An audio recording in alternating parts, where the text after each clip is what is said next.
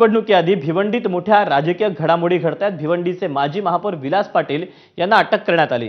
ठाणे आर्थिक गुन्हे शाखेनेही अटक केली। विलास पाटील यांना 4 दिवसांची पोलीस कोठडी सुनावण्यात आली। या अटकेनंतर भिवंडीतल्या भादवड टेमघर नाका परिसरात अनेक दुकानं बंद करण्यात आली। महापौर निवडणुकीपासून दूर ठेवण्यासाठी षडयंत्र रचलं गेल्याचा आरोप विलास पाटील यांनी केला। विशेष म्हणजे कोणार्क आघाडीचे 5 नगरसेवक भिवंडीत सत्ता स्थापनेत किंगमेकर ठरतायत। ज्याची संख्या जास्त त्यांचा महापौर असं सूत्र महायुतीत ठरलंय। त्यानुसार कोणार्क आघाडी शिवसेनेला पाठिंबा देण्याच्या तयारीत होती, मात्र त्याआधीच विलास पाटलांना अटक झाल्यानं पडद्यामागे नेमकं कोण सूत्र हलवतंय याचीही जोरदार चर्चा सुरू झाली आहे।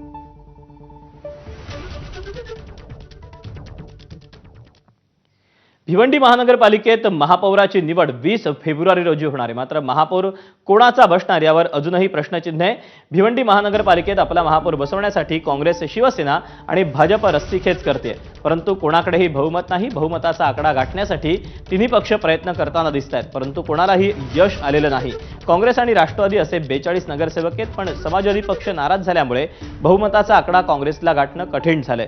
तर दुसरीकडे भाजप आणि शिवसेना आपला महापौर कसा बसेल यासाठी प्रयत्नशील आहे। भिवंडीत एकूण 90 जागा आहेत। 46 हा बहुमताचा आकडा आहे। काँग्रेस 30, शरद पवारांच्या राष्ट्रवादीचे 12, समाजवादी पार्टीचे 6 नगरसेवक एकत्र येऊ शकतात। 34 नगरसेवक असलेल्या भाजप शिवसेनेनंही आशा सोडलेली नाही। कोणार्क विकास आघाडीचे 4 आणि भिवंडी आघाडीचे 3 नगरसेवक हे किंगमेकरच्या भूमिकेत आहेत।